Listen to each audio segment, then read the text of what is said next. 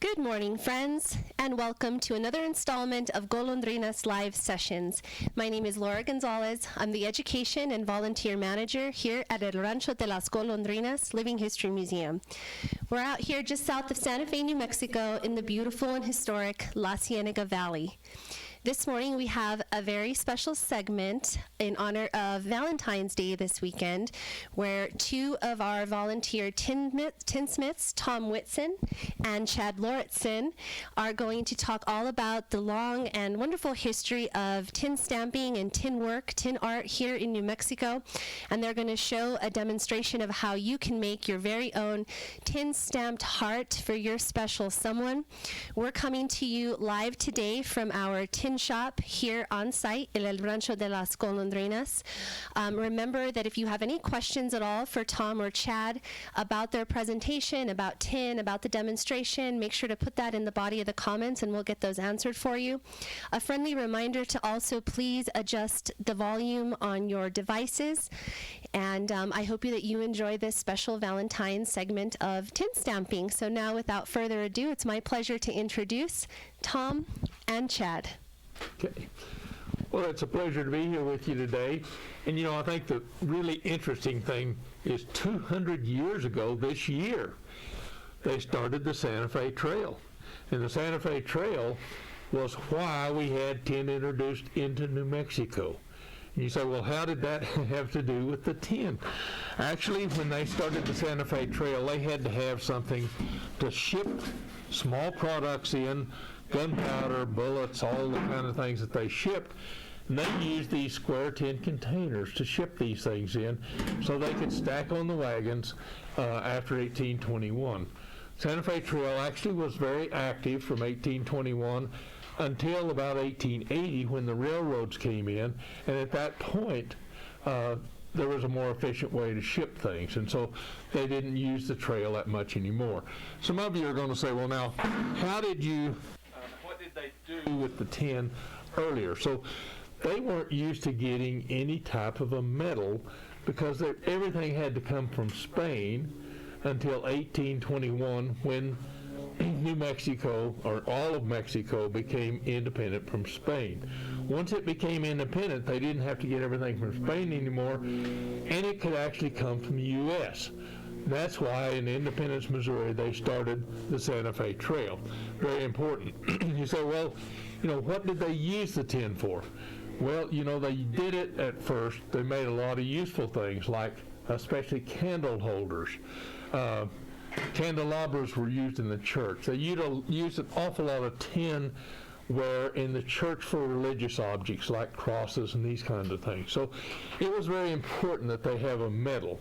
It was great that they had this metal to work with. Once they had these tin cans, they were just emptied, thrown away, and the tinsmith would then start making things out of those. So that was a very, very important breakthrough for them to have tin to work with, because metal was a scarce item. And so in addition to the history, we're going to talk about, you know, the useful things that we make today with tin, because there are a lot of things we make today that they certainly didn't make back in the early years. A lot of ornamental things that, you know, they were more practical back in those early years. They did not make a lot of unuseful things. You know, they had to make every move count. So today we're going to talk about making ornaments, and I think throughout the year we will make ornaments. Some of these are hearts, like this one right here. Some are things like the pumpkin for Halloween. These are Christmas ornaments. So we can make something every season of the year so that Aunt Tilly will have something that you can send in an envelope. Because, you know, it's very, very important that we remember our special friends with something you've made out of tin, or just have something for your own tree to decorate. So today we're going to show you how to make little Valentines. And these are a couple of Valentines that we've made out of tin. One of them is a fancier one, and one is very plain. This is the plain one, the simple one, the one we're going to start with today, showing you how to do tin work and make it simple for you. Well, I think maybe what I'm going to do is start with Chad will be doing some punching, and you can show the punching, Chad, and talk about it for a minute if you'd like. Okay. So Tom was kind enough to produce a template here for me and has glued it on the tin. Typically we use Elmer's glue, and when you get a template like that, you want to make sure and cover the template well with glue so that it doesn't slide around while you're punching. And he's been kind enough to lay out spots that I can punch in. So if you have little fingers at home, a little rubber mallet is good. Taking a nail here, and some nails are quite sharp, and in this case we have blunt the tip of it a little bit. If you're a framer or something, usually they just take a regular hammer, flip it over, and they can blunt it just a little bit on the end, and that will help so that your nail doesn't punch through the tin. So Tom's laid out some little spots here. I like to tap my hammer twice, 1, 2, go to the next spot, 1, 2, and to the next spot. We can do that, and then if I want to check my work, I can flip my demonstration over, and I can see that I'm not punching through the tin, but I'm just causing little bumps to occur on that tin. And so when you look at the templates for Valentine's Day, what I did is I went online and I found this one. I quite like the heart with the Zia symbol in it, and then I glued it on there, and then in my case I used a little smaller one. I punched it out, colored my center heart there a little turquoise, and stuck a little turquoise string on there, and now I've got a hanging medallion that I can wear on my neck if I want. Tom? Okay, I think the biggest thing when we're dealing with tin is that we want to keep the sharp edges down.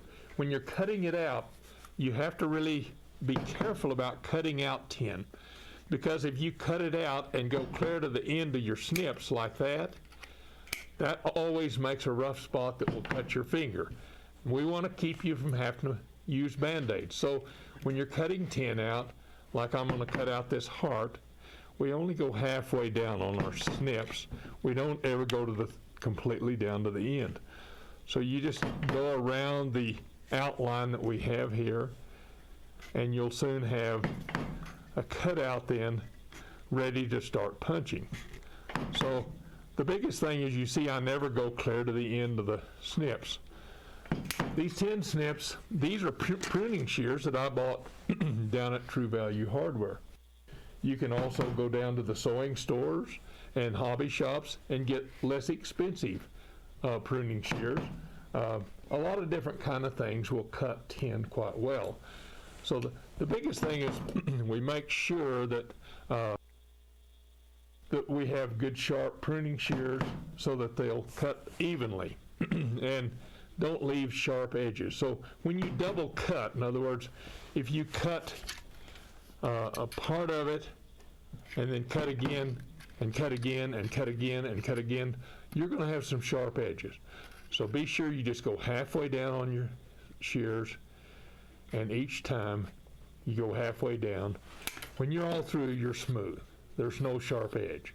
And so that will keep you from buying so many Band-Aids. I think we keep a box of Band-Aids here just in case, but hopefully we won't need one today. I used them before, yes.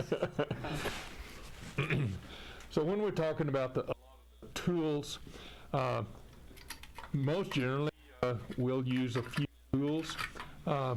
Jason Delgado makes tools like this for if you wanted to make these little circles with a tool, you could do that. Like these right here. Those could be made with this simple tool. Or you can make them individually with points by just going around and around if you don't want to buy the tool. These tools are sometimes $15 or $20. And so, you know, it's better just to do them all by hand until you get used to it, and then you're ready to go. So when you get all through with it, then the next step after you get through with it is that you're going to want to shine it up. This tin is got a lot of zinc on it, and it doesn't shine very well. I shine this part over here, and so in order to shine it up, I like to use some steel wool with some, I use this Turtle Wax chrome polish that I get in the auto store, and just put a little bit of that on, rub it in, and you have to rub pretty hard to get that zinc off of there.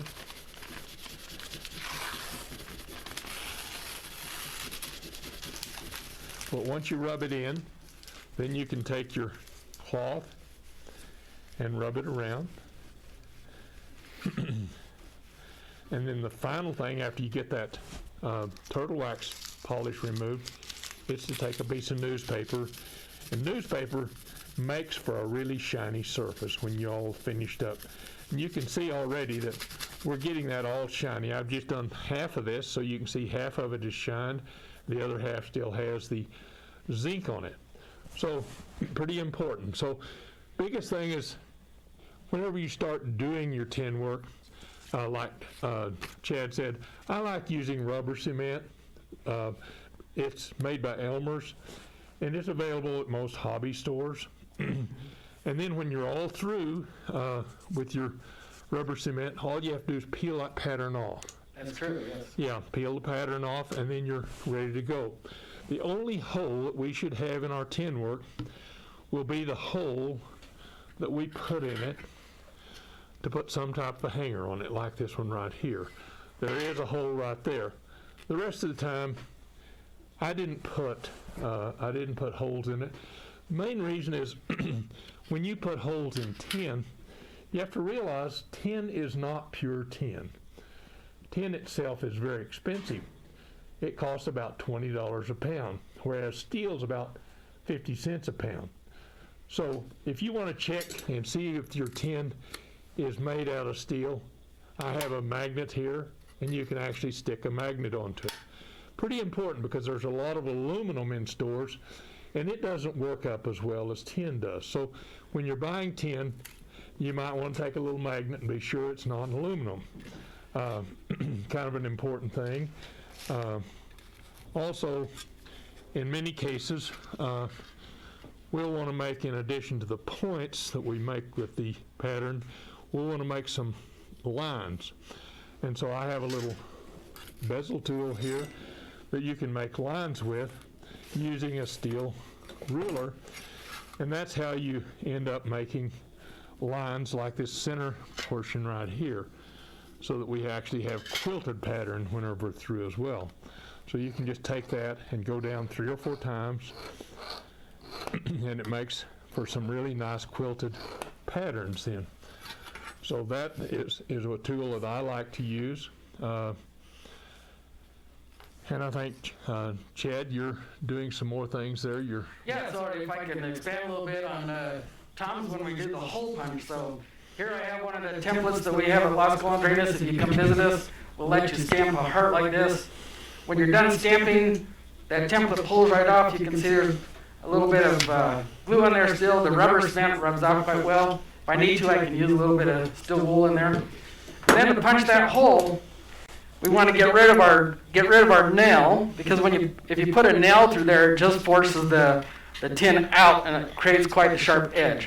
So we use an actual punch. And we'll stick the punch in there. I'll trade hammers. You want a nice wood block instead of the rubber stamping pad here.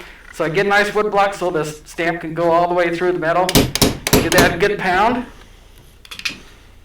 And then I've created the hole, but we can still see on the back side, I've created a sharp spot there now, and I don't want that to catch my clothes if I make a necklace out of this. So I'm just going to pound that spot out and turn it back over, and I like to use just another piece of tin. And if I hammer that guy out, he's no longer sharp, and now I can run a string through there, and he is good to go as a necklace. And so he wouldn't catch my clothes now or hurt my fingers and require a Band-Aid. The other thing I'd like to do is, outside of just some decorations, on my symbol here, if I wanted to, so here I've created an eagle, but I wanted to add some scallops around the edge. And so you can do that. I could simply turn my design over, and if I flipped over my nail, I could create a little scallop there. If I use my regular hammer, I could do that. We also have several tools I can use. Here's a bolt that would fit out here. This one has been cut and ground so that it's just a half of a circle. I could use that half a circle and go around, and it creates that nice scallop edge or kind of an additional design. You'll see that in some cases where they put that around the outside of the edge there and create something different. The other thing you can do is, I found out since I'm the junior tinsmith here, and I found that when you do lettering, really the finished side of the tin stamping is the bump side. And so if you want lettering on the bump side that is correct, you can see it has to be backwards, and the numbers have to be flipped over. In this case, I didn't know that, and I stamped it on the other side, just regular.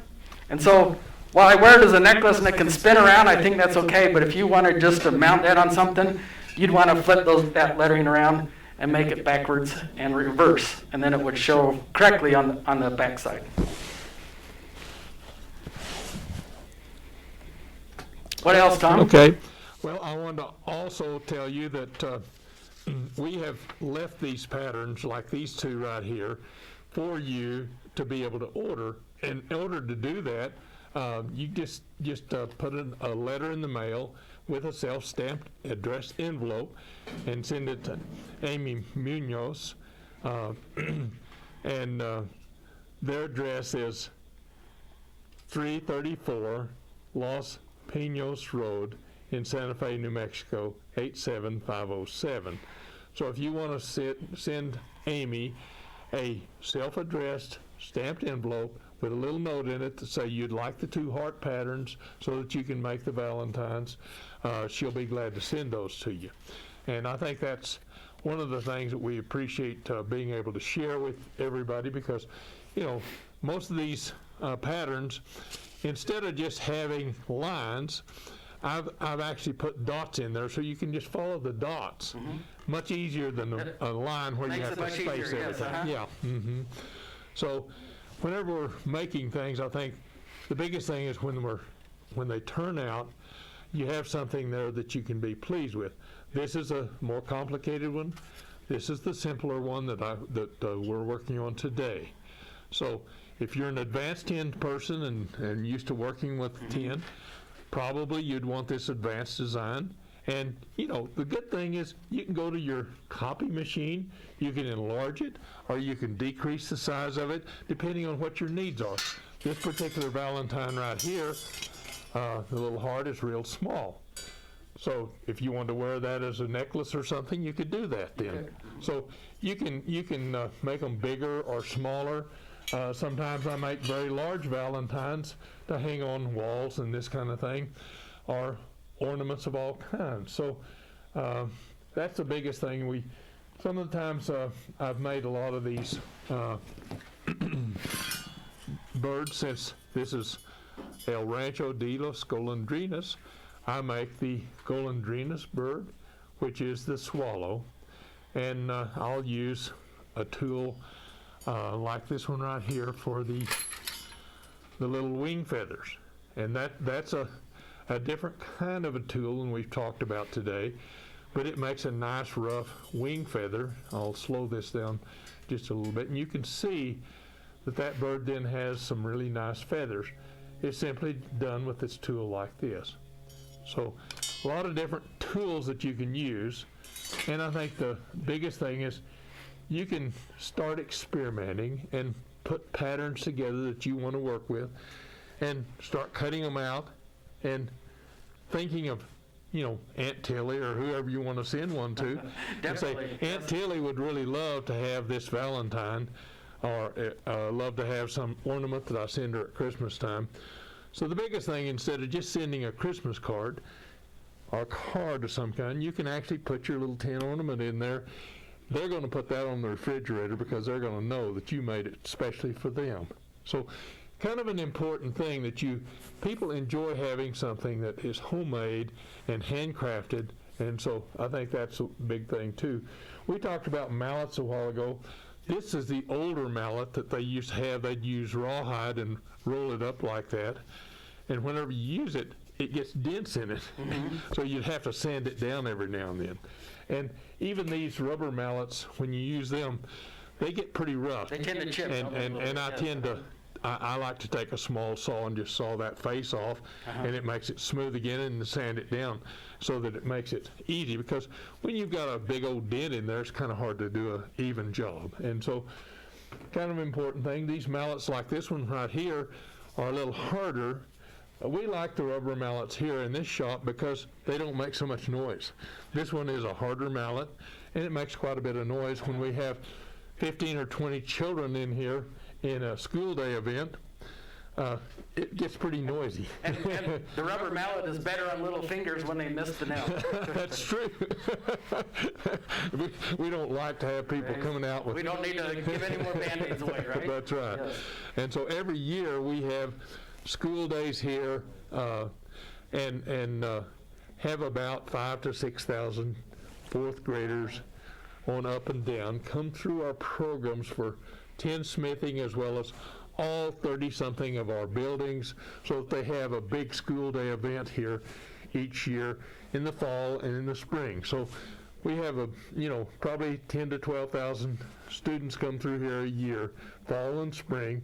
And of course, tin crafting is one of the things they enjoy doing as well, but they go to the big mill and they go to a lot of different kinds of things. Yes, that's true.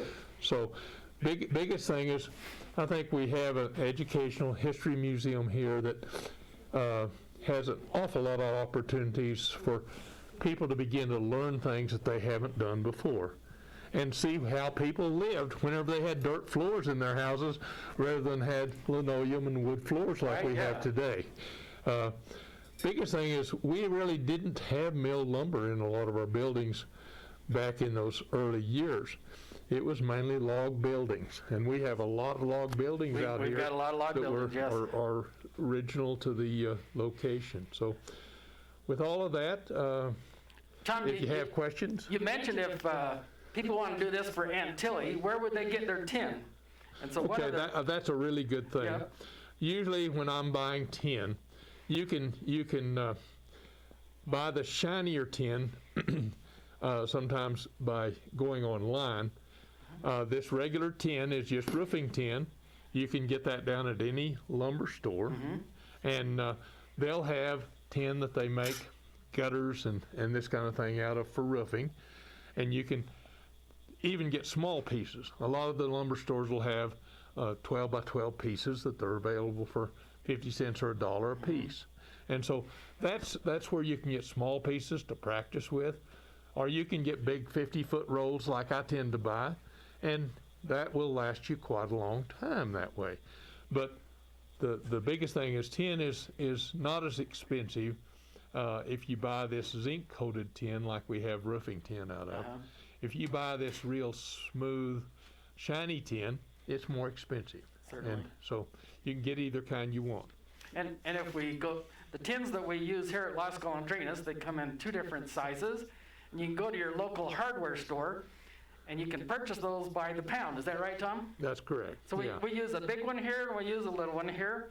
And if you come visit us, we have several templates that you can use. If you look at my display here, some of the things that you can do while you're here. But if you want to do this at home, you just simply go buy some of your tins and you can print out your templates, or you can ask for some of our templates to be sent to you, and we could do that. And that's exactly the thing we ask each of our students to do, is to make a little tin medallion to hang around their neck, and they each make one of those and they wear one home. It's kind of funny when we first start out, there aren't as many people lined up, but once they start seeing each other with those tin medallions, then they really begin to line up in front of the tin They're proud to wear them too, aren't they? The kids are pretty proud about it. Yep. That's right. If you have any questions, I think we're pretty well finished I with think what we we can want to say. take questions. Certainly this summer, come visit us. We'll let you try your hand at some tin stamping. Bring the kids or not. Either way, we'll take both of you. Is that right, Tom? Right. Adults or kids, we'd love to teach you how to tin stamp. All right. Thank you, gentlemen. I'm going to rejoin you here. And for our audience watching at home from their office, I've got the live feed right here on my cell phone, so feel free to bring in any comments or questions that you might have for Tom or Chad. I know they did such a great job on this presentation. Thank you all so much. I did have a question about this. Some people might be wondering about this little board here that has all of these little tools here. Is this something that was made for this purpose, or is this something that you pre-purchased like this? Well, it's always homemade. You have to make everything for yourself. And in fact, a lot of these tin tools are actually made by Jason Delgado over at Albuquerque. He's a tinsmith over there, and he makes the tools. You can make your own tools, like this particular tool here is one I made out of an old bolt. And I just filed it down with a grinder and then a round file, and it makes these feathers on the bird. So you can make some of your own tools, but again, you have to adjust according to what your needs are. Yep. Right.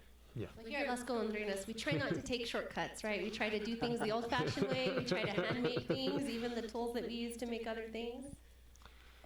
All right. Can you talk a little bit about some of the decor here in the tin shop? This tin shop was recently redone maybe about 2 years ago. It's an old building. We wanted to upkeep it. We wanted to use it as a space to talk about the art of tinsmithing in New Mexico. Do you know anything in particular about these pieces, or is there anything that you can share about them? Well, we had a tinsmith or tin shop in this building for 85 years. About 85 years ago it started, and it's been continuously worked here. Some of these light fixtures here are actually electrified. So that means the electricity coming in the 30s and 40s, they were starting to make electric light fixtures for people to use, and that was one of the things they made in the tin shop. So they've advanced from candle holders to light fixtures. Still the lighting thing is pretty big with a lot of the people. Again, with this candle holder here is still made for churches. A lot of letter holders that are made today with tin, even Kleenex holders are made today. And so biggest thing is we've changed the direction that we do with tin, but it still has useful implications in most cases. Certainly, yeah. So you're totally right. It's still very prominent in New Mexico, considering it started on the Santa Fe Trail and as a way to recycle old tin cans. It's really become a unique and really beautiful piece of art, really beautiful craftsmanship here in New Mexico. And I have to say, these two are quite talented tinsmiths. They're wonderful volunteers. And while they're sitting here, especially on those quiet days, they make their own works of art. That's true. Tom himself has made mirrors and picture frames and other pieces. And Chad joined us a couple of years ago, and he very quickly took a liking to this craft and has done a really good job. It's a lot of fun. Yes. It is a lot of fun. And so, as Tom and Chad said, if and when we're able to welcome our visitors back here to Las Golondrinas, this is one of the most popular exhibits that people like to come and participate in because it is so hands-on. We don't always have tinsmithing or tin stamping available as an activity, but often we do. It's at a lot of our events, and particularly for school field trip days, kids like to come and things get pretty loud. So I commend you both, and I thank you both for doing that, because I imagine it can be quite a headache. But thank goodness for the rubber mallets. Again, everybody, if you have any questions about this demonstration, how you can do this at home, where you can get supplies, just go ahead and put that in the body of the comments. We'll go ahead and get that information to you. And if you'd like some of these patterns, as Tom said, just go ahead and mail us, and we'll get you started on your own tin project. So, all right, are there any other questions or comments for Tom or Chad from our audience? I think you guys covered everything so well. Oh, well, thank you, yes. Good job, Tom. Very good job. Thank you both so much, and thank you to our wonderful audience, as always. Happy Valentine's Day to everybody. We hope that you have a wonderful and safe weekend. We thank you. We appreciate you. We're so glad that you take some time out of your day to spend here with us during our Golondrinas live sessions. A reminder to please share this with family and friends on your own Facebook. This and other videos that we made will stay right there on our Facebook page. We also upload these on YouTube to the Las Golondrinas channel. So for anybody that doesn't have Facebook, please check us out there. And also give us a follow, give us some likes on our Instagram at SF Golondrinas, and anything else Golondrinas at golondrinas.org. Oh, there's a question. Thank you. We're a team here. We have to work together.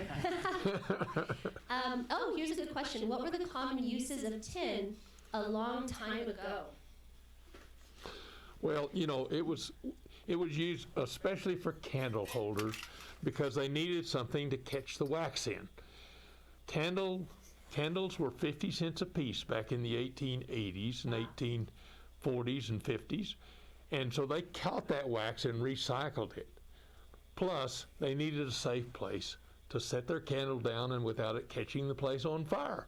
And so candle holders were very popular. They didn't have any picture frames.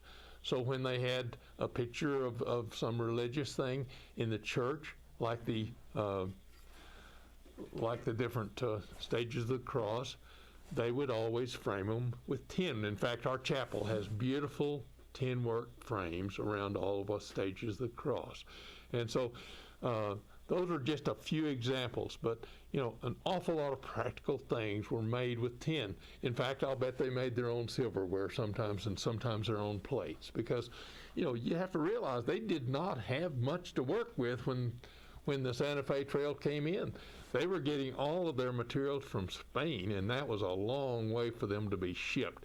They were thrilled when Mexico became independent from Spain, and then they could get all their supplies down the Santa Fe Trail from the U.S. And that's what really was important to the people in New Mexico, was they're getting a lot of supplies that they've never been able to get before. Materials and fabrics and needles, fish hooks, things that they couldn't get. And so they were making do with a lot of things and doing without an awful lot of things. So Santa Fe Trail was very instrumental, and it was continued with the railroad. New Mexicans have always had to be really resourceful, always had to get creative, and truly in the case of tin, one man's trash really became another man's treasure. And to this day, now it's a beautiful artistic expression of New Mexico culture. It was a recycling opportunity. Absolutely. We talk about recycling today, but that was recycling at the early years. Exactly. I mean, they're just discarding the tin cans, and they can make all of these beautiful things. And as Tom said, a visit out to Las Golondrinas, it's not just in the tin shop where you can find some of this tin artwork, but in a few of our buildings. It's used to demonstrate how people would have used it to decorate, and how to be useful in things like candles, the candles which they would have made themselves as well. That's right. So we'll learn all of that and more. Wonderful. Let's see if we have another question here. Deidre says, hooray for tinsmithing. Great presentation. I look forward to being at Las Golondrinas again soon. We look forward to that as well. We look forward to having all of you back here. We can't wait to welcome our guests back here. You guys are wonderful. In the meantime, we're so happy to be able to join you every couple of weeks with these little Golondrinas live sessions. As I said, check us out, Facebook, Instagram, website, sign up for our newsletter. We have little history articles. We let you all know what we're doing. Keep up with us to find out when the next Golondrinas session will be. We do have another speaker as part of our Speaking of Traditions lecture series at the end of the month on Tuesday the 23rd. So keep an eye out for those details. And in the meantime, just reach out, contact us, email us. We'd be happy to hear from you. Thanks again so much for joining us, and wish you all a safe and happy weekend and happy Valentine's Day. Bye, everybody.